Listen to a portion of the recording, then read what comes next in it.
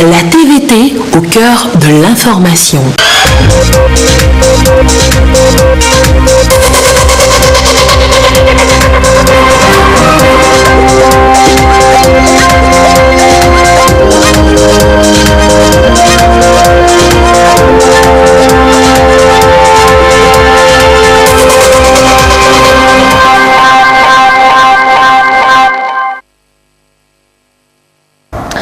Heureuse de vous savoir au rendez-vous du journal sur la télévision togolaise. Madame, Monsieur, bonsoir et voici les titres de cette édition.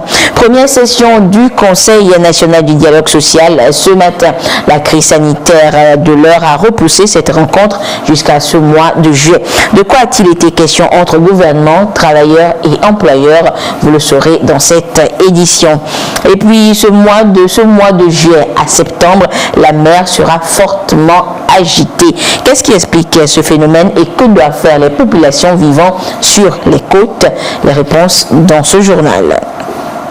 Voilà donc pour les titres. Et pour cause du Covid-19, le Conseil national du dialogue social vient de tenir sa première session ordinaire de cette année 2020. En cette période de crise sanitaire, les échanges entre gouvernement, employeurs et travailleurs ont porté donc sur le suivi des mesures de prévention contre la maladie et la sauvegarde de l'activité économique et des emplois. Toutes les stratégies devant permettre aux Togolais de gérer cette crise dans la symbiose ont été explorées. Le compte rendu de la rencontre avec Eden ce soir. Le Conseil national du dialogue social à la recherche d'une solidarité nationale et d'un engagement citoyen dans la gestion de la catastrophe sanitaire actuelle. Une crise sanitaire qui va à coup sûr avoir des conséquences néfastes sur le plan socio-économique. C'est une démarche avant-gardiste pour d'une part contenir la pandémie et d'autre part sauvegarder les activités économiques et les emplois pendant et après la conjoncture sanitaire. Les mandats tripartites, gouvernement, employeurs et travailleurs s'y penchent véritablement. Nous avons insisté sur le fait que l'allègement, l'assouplissement que le gouvernement a décidé par rapport à certaines restrictions qui avaient été décidées, qu'il s'agisse du couvre-feu, qu'il s'agisse de la circulation, qu'il s'agisse de la reprise progressive d'activité dans certains secteurs et domaines, ne doit pas amener les citoyens, notamment les travailleurs, les employeurs, à considérer que la maladie est terminée. Au contraire, nous lançons un appel à l'intensification et au redoublement de la vigilance, de la précaution et au respect des mesures barrières et des autres dispositions qui ont été prises par le gouvernement.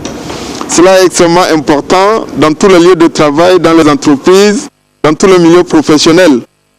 Naturellement, toutes les parties prenantes à la session ont reconnu toutes les mesures qui ont été prises par le gouvernement. D'abord pour permettre aux entreprises de faire face à la situation, d'éviter un effondrement plus important de l'activité économique, d'éviter des difficultés plus importantes en matière d'emploi et la nécessité de continuer à rester mobilisé afin que la reprise de l'économie soit au rendez-vous.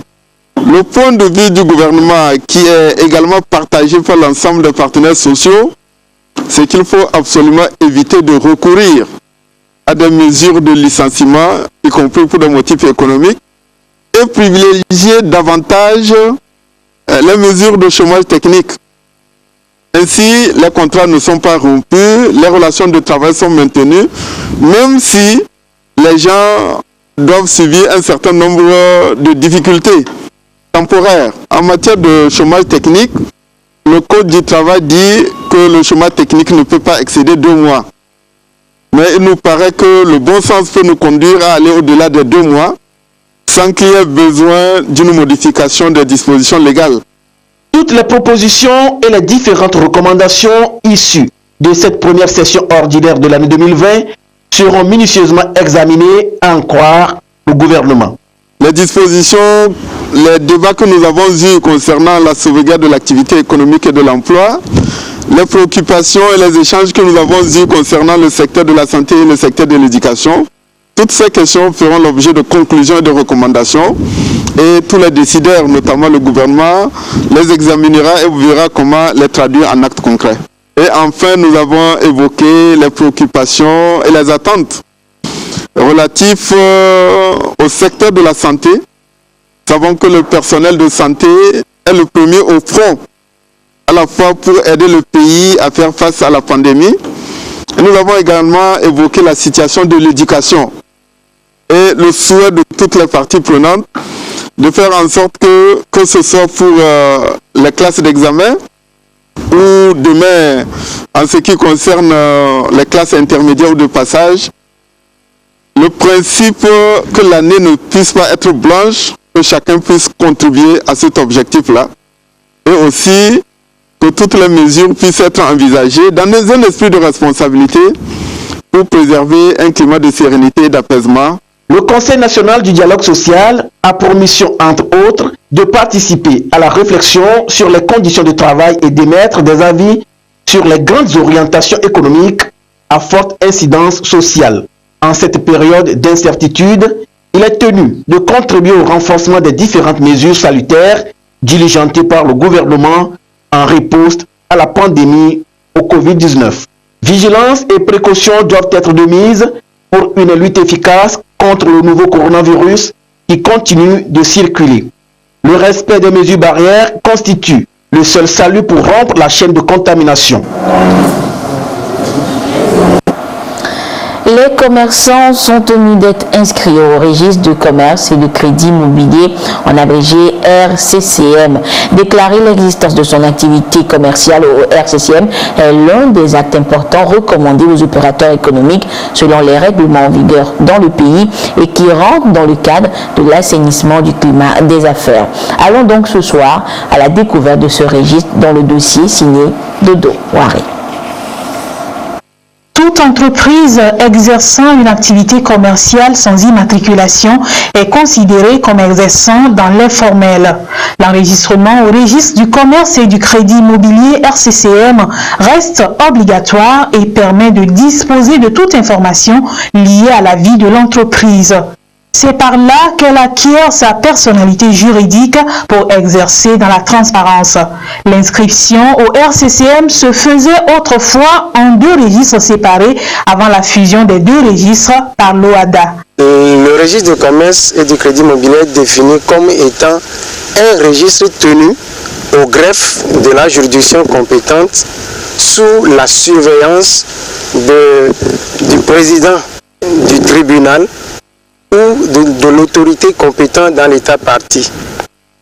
En d'autres termes, le registre du commerce et du crédit immobilier, c'est un instrument juridique de collecte, de conservation, de centralisation et de diffusion des informations relatives aux assujettis.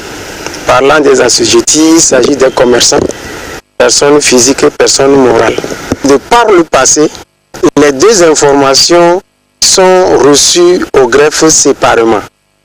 Le registre de commerce, c'est un volet de ce registre et le crédit immobilier en est également un autre volet. Le premier concerne les commerçants dans leur transcription et le second concerne les garanties que ces personnes-là affectent en exécution d'une obligation au profit des institutions financières qui sont des banques lorsqu'ils empruntent de l'argent auprès de ces établissements de crédit. Son adjonction a été opérée par le législateur OADA et qui a cumulé les deux registres RC et CM pour en faire un. Le RCCM permet de satisfaire aux exigences de sécurité, de célérité, de transparence et de loyauté nécessaires au développement des activités économiques.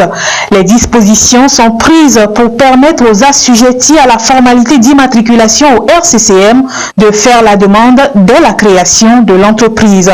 Dans le cas contraire, elle devra faire face à d'énormes risques et pénalités. Si vous envisagez entreprendre des activités commerciales, vous pouvez commencer, mais il faut prendre soin jusqu'à l'expiration d'un mois, vous venez au greffe où aujourd'hui le Togo dispose d'un guichet unique, vous passez par le centre de formalité des entreprises CFE qui est à la chambre de commerce pour déclarer votre existence. Mais il y a également d'autres entités que la loi soumet à l'immatriculation.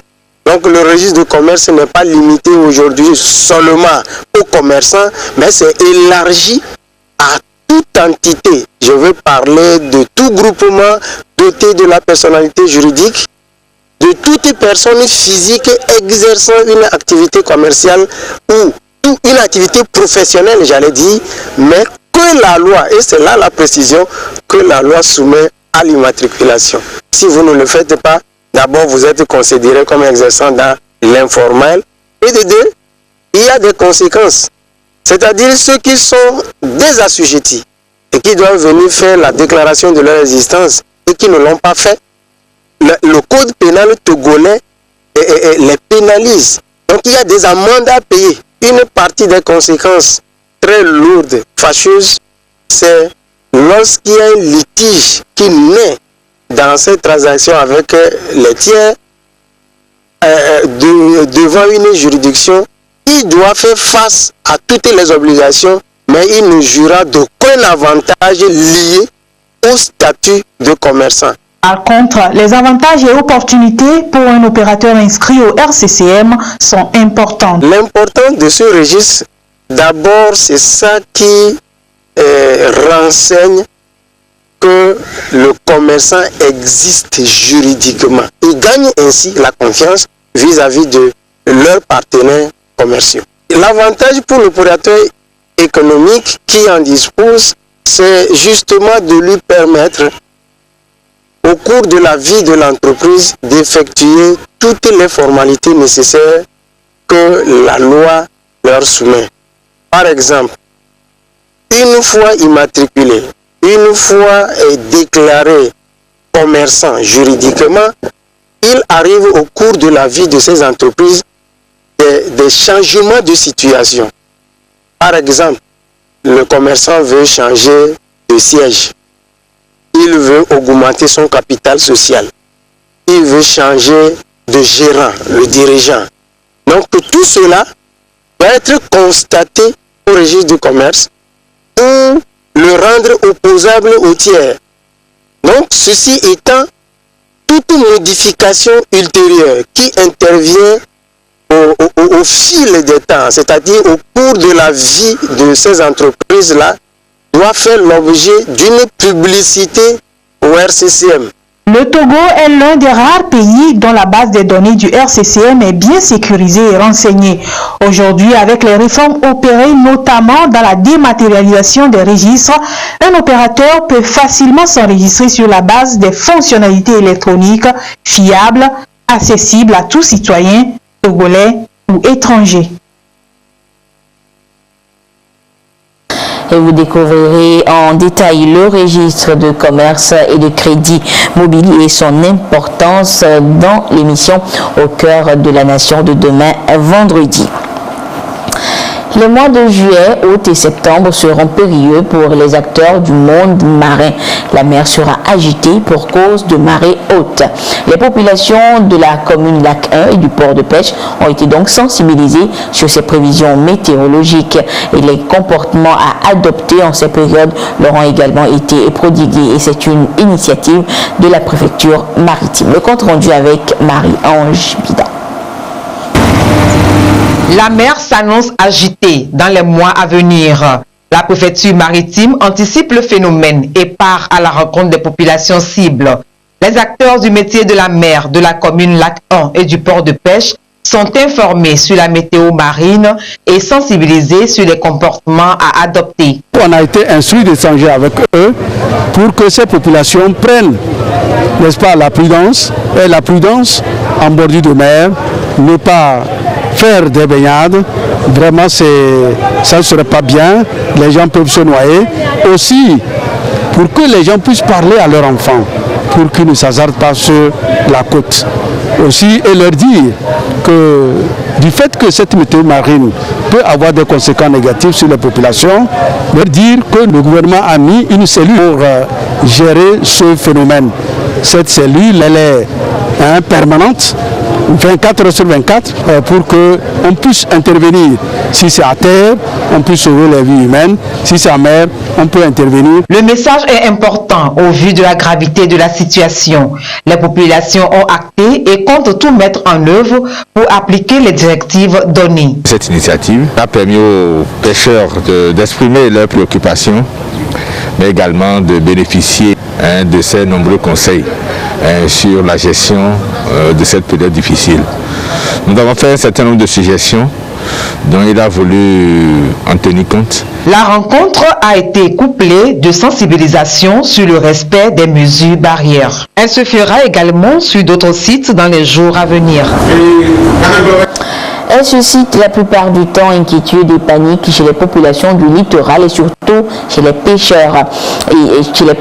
Il s'agit du phénomène des marées hautes. Quelles en sont les causes? Peut-il être anticipé?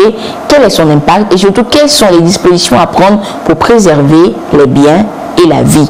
Autant de questions qui ont été posées à un spécialiste recueilli donc dans les réponses recueillies dans ce dossier signé Marie-Ange Bida.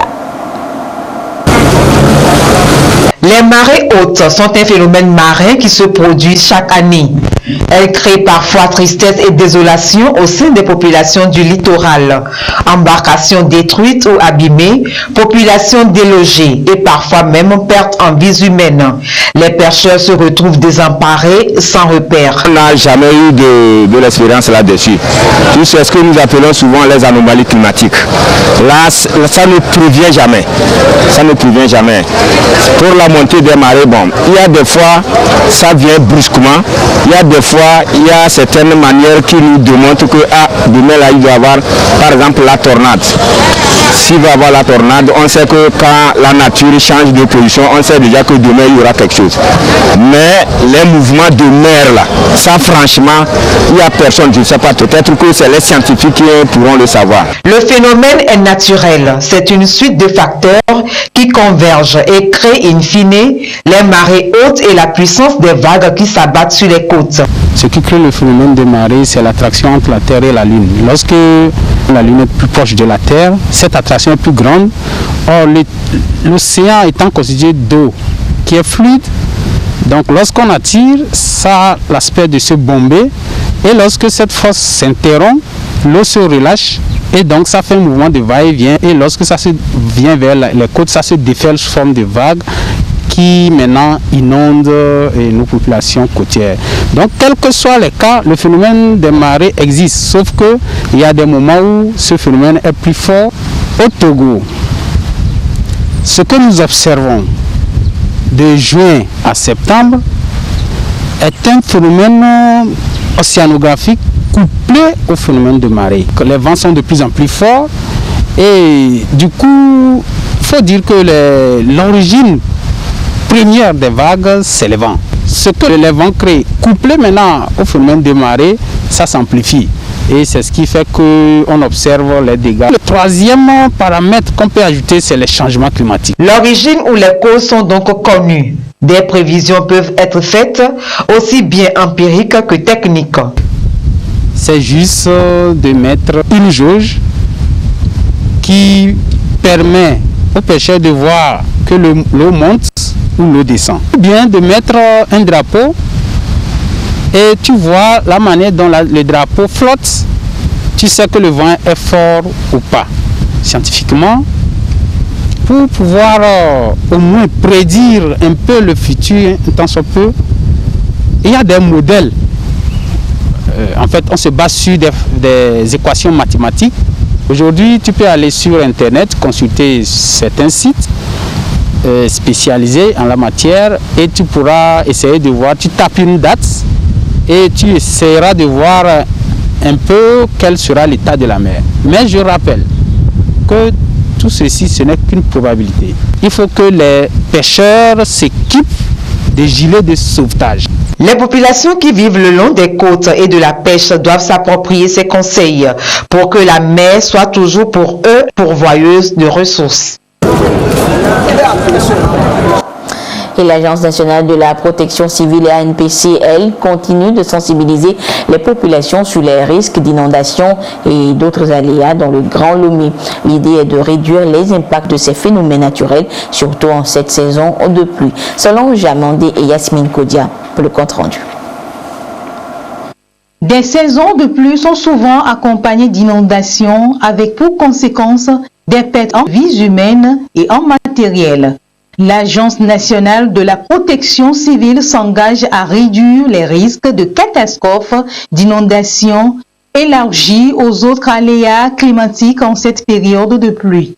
Ici, autorités administratives locales traditionnelles et les acteurs des plateformes locales plongent sur la question. Avec les sensibilisations que mènent l'ANPC et la NASAP, nous sommes outillés pour aller et sensibiliser nos concitoyens dans nos communes afin que nous puissions éviter les problèmes que nous rencontrons lorsqu'il pleut à Lomé.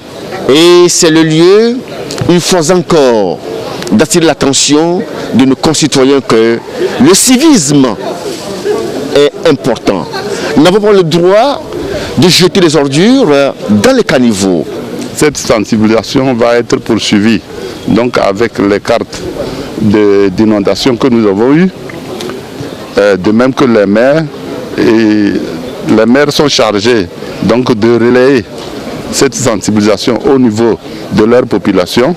Et nous, au niveau du district, nous serons aussi des partis pour pouvoir amener les populations à éviter de mettre n'importe quoi dans les canaux d'évacuation d'eau ou dans les bassins d'orage afin de faciliter le ruissellement des eaux de pluie et éviter les inondations dans Lomé et ses environs.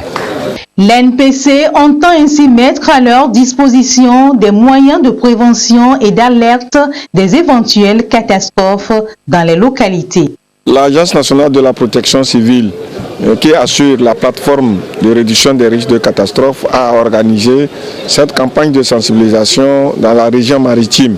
Nous avons commencé par Aného, Afagnan, Yoto et Zion pour pouvoir sensibiliser les nouveaux élus, notamment les maires, sur le comportement de la population avant, pendant et les situations d'urgence.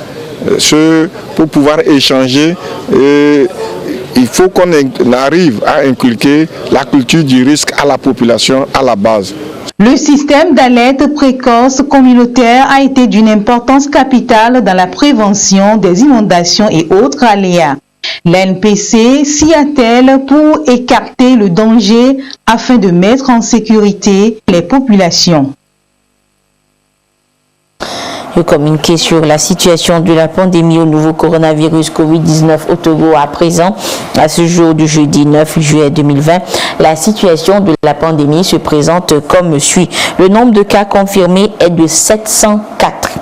9 nouveaux cas depuis hier. Le nombre de personnes guéries est de 483, 8 nouveaux guéris depuis hier. Le nombre de cas actifs est de 206 et le nombre de décès est de 15. Un communiqué signé par le ministre en charge de la Santé, le professeur Moustapha Mijiawa. Le secteur maraîcher se veut aujourd'hui plus dynamique et performant pour une production à grande échelle de légumes. Pour atteindre cet objectif, des maraîchers sont en formation à Atakpamé et à Agni sur des techniques de production, d'intensification et de transformation pour booster le secteur. Le compte rendu de la rencontre avec Silver Abdou.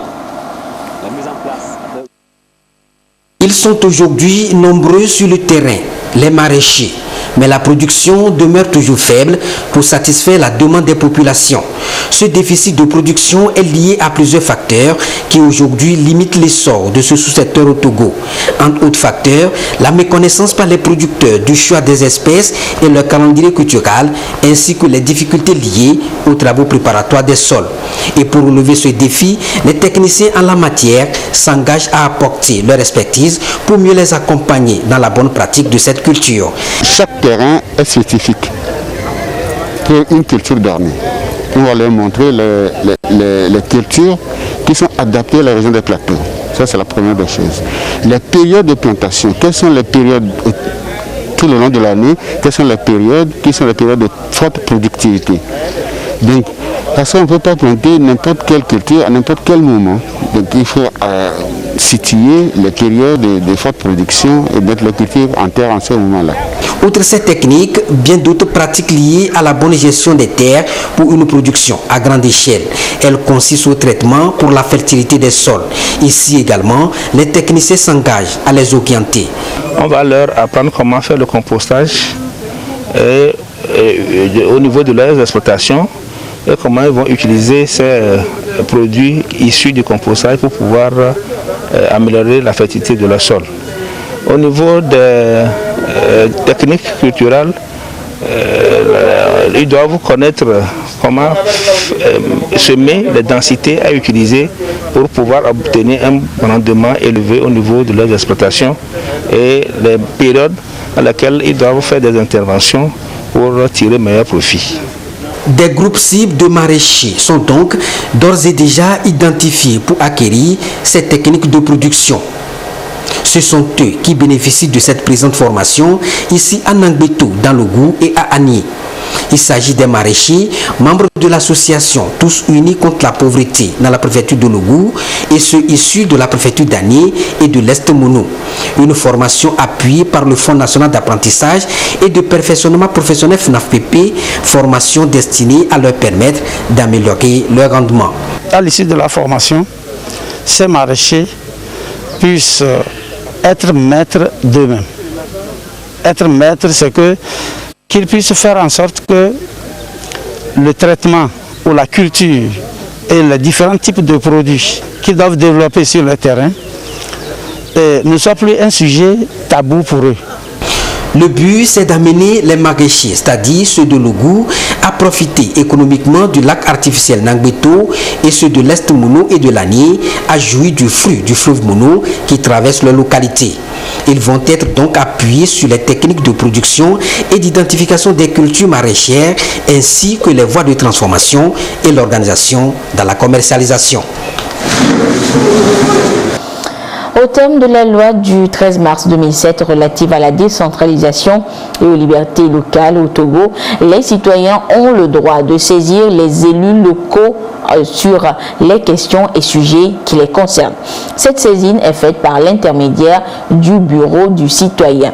Et voilà qui nous amène ce soir, un an après les élections communales, à la découverte du bureau du citoyen, notamment dans sa contribution à la gestion de la gouvernance des communes. Et c'est un dossier signé Tchazanam Baga. La loi relative à la décentralisation et aux libertés locales fait de la participation des citoyens à la gestion des affaires publiques un principe essentiel de la démocratie à la base au Togo. C'est dans le souci de permettre la pleine réalisation de ce principe de bonne gouvernance que le législateur a créé le bureau du citoyen. Le bureau du citoyen, c'est une approche basée sur la participation citoyenne.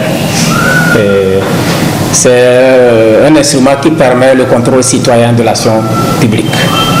C'est un centre d'écoute où il y a un coordonnateur qui recueille les besoins, les préoccupations des communautés pour transmettre à l'exécutif communal. Le bureau du citoyen permet l'accessibilité et la lisibilité des actions, des projets aux communautés. À ce jour, le bureau du citoyen est opérationnel dans 6 communes sur les 117 que compte le pays. Il s'agit des communes Zio 1, Kloto 1, Obu 1, Tchaoudjo 1, Koza 1 et Tone 1. Comme son nom l'indique, le bureau est ouvert à tous les citoyens de la commune. Le bureau du citoyen est là pour tout le monde. Toute personne ayant des besoins peut passer au niveau du bureau du citoyen qui va l'orienter. C'est aussi un centre d'orientation. Certaines personnes sont venues ici au bureau du citoyen pour demander à comprendre quelles sont les pièces à fournir pour créer une entreprise. Donc, le bureau du citoyen leur donne toutes les informations nécessaires pour que ces personnes puissent faire leur dossier. D'autres sont venus pour demander, nous voulons faire le mariage, quelles sont les pièces que nous allons fournir, nous avons donné des informations. Il y a une dame, une personne en situation de handicap, a entendu parler du bureau du citoyen, elle est venue vers le bureau du citoyen, déposer sa doléance, elle voulait un tricycle. Donc le bureau du citoyen n'a pas les moyens de lui acheter ce moyen de déplacement, mais le bureau du citoyen est allé vers une institution qui est chargée d'appuyer les personnes en situation de handicap, et cette dame, en un mois, a eu gain de cause. Elle a obtenu un tricycle et actuellement elle se déplace aisément. Donc le bureau du citoyen n'est pas là seulement pour recueillir les plaintes, les préoccupations, c'est un centre d'orientation, c'est un centre d'écoute. Une fois les requêtes enregistrées, le coordonnateur du bureau du citoyen les traite et les transmet au maire. Voilà qui fait du bureau du citoyen les yeux et les oreilles de l'exécutif communal dans la gestion des affaires municipales. Le bureau du citoyen est un instrument très capital pour la communication entre la mairie et la population. Nous allons beaucoup plus l'utiliser parce qu'il a beaucoup plus accès à la population que la mairie. C'est le bureau du citoyen qui permet à la population de faire le contrôle citoyen. C'est lui qui permet de nous dire aussi quelle idée la population a sur la mairie. Et ce n'est pas tout. L'usage du bureau du citoyen par la population pousse l'exécutif communal à l'exercice de redevabilité, mieux à poser des actes concrets qui vont dans le sens de la satisfaction des besoins et du développement local. La population s'adresse directement au bureau du citoyen pour tous les problèmes qu'elle rencontre. Et le bureau du citoyen vient vers nous et ensemble, la commune essaie de résoudre ces problèmes-là rapidement. Des femmes se plaignaient que les collecteurs drainent l'argent sans donner le ticket. Et le bureau du citoyen a montré que quand vous donnez de l'argent, il faut prendre le ticket et essayer d'aller même, si vous ne pouvez pas lire, de montrer à vos enfants pour voir si effectivement la valeur que vous avez donnée correspond à ce qu'on a écrit. L'institution du bureau du citoyen est une initiative du gouvernement avec l'accompagnement de la GIZ à travers le programme de décentralisation et gouvernance locale Prodégol. L'objectif à terme est d'étendre cet outil de gestion de proximité à l'ensemble des communes sur toute l'étendue du territoire national. Et nous respectons maintenant la tradition des jeudis en ouvrant la page des sports de ce soir avec Jean Koufi Déguy. Jean, bonsoir. Bonsoir Anita. Jean, la 4e promotion des étudiants du cours avancé en management de sport a reçu son diplôme de fin de formation ce matin à Lomé. Effectivement Anita, organisé depuis 2016 par le Comité national olympique du Togo avec l'appui de la solidarité olympique, ces cours viennent renforcer les capacités des apprenants dans la gestion des organisations sportives. La cérémonie s'est déroulée à l'Institut national de la jeunesse et des sports et en présence du ministre en charge des sports, Foli Bazi Katari. Compte rendu, Laurent Oumavon. La cérémonie de ce jour revêt un double caractère. La remise de diplôme à la 4e promotion et l'ouverture de la 5e promotion des cours avancés en management du sport, CAMS, à l'intention des cadres des fédérations nationales sportives organisées par le Comité national olympique du Togo. À l'issue des 9 mois de cours, ils sont en tout 15 cadres sur les 23 au départ à être déclarés aptes à recevoir leur diplôme de fin de formation. Au nom des 15 récipiendaires, Hervé Agbodan, le porte-parole de la 4e promotion dénommée promotion Togbi Akusa Kamelio, a souligné l'impact positif de cette formation sur la gouvernance des structures sportives au Togo. Il s'agit de formations très pratiques et qui vous collent à la vie de votre organisation sportive olympique. Toutes les fédérations doivent pouvoir avoir un plan stratégique. Parce que si vous fonctionnez sans stratégie, vous fonctionnez dans le désert. Donc nous, on a commencé cette formation au moment même où nous avons déjà implémenté l'élaboration de notre plan stratégique. Donc le fait de suivre en même temps les cours et de faire la pratique avec nos consultants, ça nous a permis quand même d'apporter notre contribution et en fait d'avoir un plan stratégique aujourd'hui, ce qui est rare au niveau des fédérations togolaises. Cette cérémonie a été l'occasion pour le directeur de programme des CAMS de dresser le tableau des 4 années d'exercice. L'objectif de ces cours est de former une communauté d'apprenants et pour gérer les fédérations sportives de façon transparente et saine. Depuis 2015, je peux dire que ce bilan est mitigé. L'évaluation que nous avons faite, c'est qu'il n'y a pas beaucoup de fédérations qui s'engagent réellement. Le ministre en charge des sports, Katari Folibazi, s'est réjoui du succès de cette formation qui, selon lui, répond à l'Axe 3 du Plan national de développement, PND, avant de conclure qu'à travers cette initiative, ces nouveaux managers disposent des outils nécessaires à l'administration des différentes fédérations sportives. Ce cours développe les compétences individuelles et crée une communauté d'apprentissage de futurs leaders de notre organisation sportive.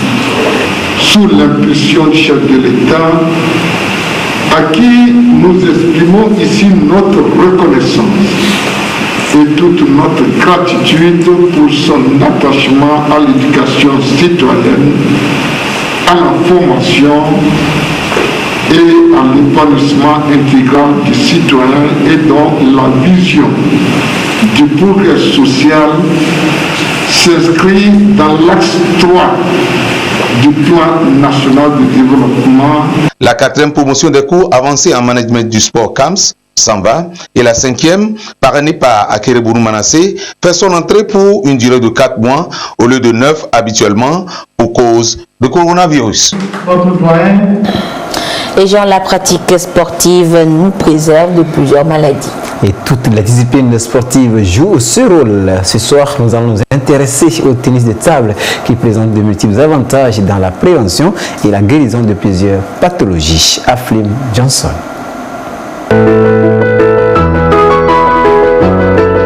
Le sport est en général source de bénéfices et de gains pour les populations. Bénéfices surtout du point de vue santé et offre aussi du plaisir à nul autre comparable. Il se pratique à travers plusieurs disciplines telles que l'athlétisme, le football, les sports de main, basketball, handball, volleyball, le tennis, le vélo, etc.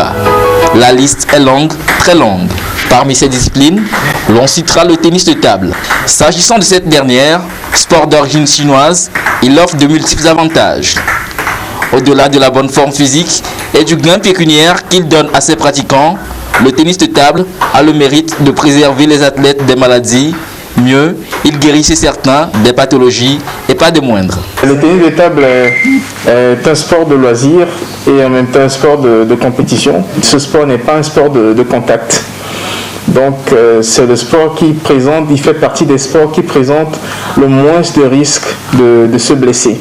Il a été découvert récemment dans une étude que le tennis de table peut contribuer à guérir la maladie de l'Alzheimer parce que c'est un sport qui sollicite beaucoup les centres cognitifs du cerveau. Parce que pendant que l'on joue, c'est vrai, on fait des activités musculaires, mais il faut se concentrer sur le jeu de l'adversaire.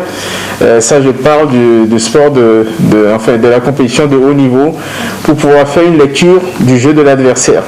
Donc, ce qui revient en fait, comme l'a dit un grand champion français, le tennis de table est comme faire un sprint de 100 mètres tout en jouant à un jeu d'échecs. Comme tout sport, voilà, ça permet de se discipliner et ça permet de développer la concentration.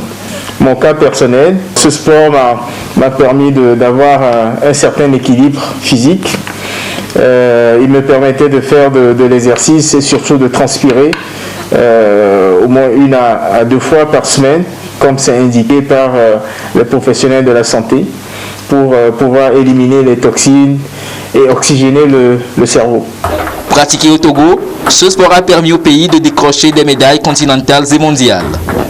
En vue de retrouver les athlètes en bonne santé et plein d'énergie après cette pandémie du Covid-19 qui continue de sévir, il urge de convier les acteurs au respect des normes. Bien entendu, cette pandémie ne nous a pas épargnés. Naturellement, nous avons fermé également nos salles de pratique du tennis de table. Mais il faut bien que les gens continuent de se maintenir dans cette période. Donc, certains experts sportifs ont des exercices qu'ils apprennent qu'ils exposent sur les ondes. Et donc je conseillerais aux athlètes ainsi qu'à tout le monde d'ailleurs donc de pratiquer des exercices en ce moment, parce que le sport est extrêmement important pour l'équilibre physiologique. Faisant moins d'activités, nous devrons également surveiller notre alimentation. Vivement que cette période passe assez rapidement pour que nous puissions reprendre nos activités. Tout le monde est donc invité à pratiquer le tennis de table, qui reste très bénéfique et qui par contre ne nécessite pas de grands moyens pour sa pratique.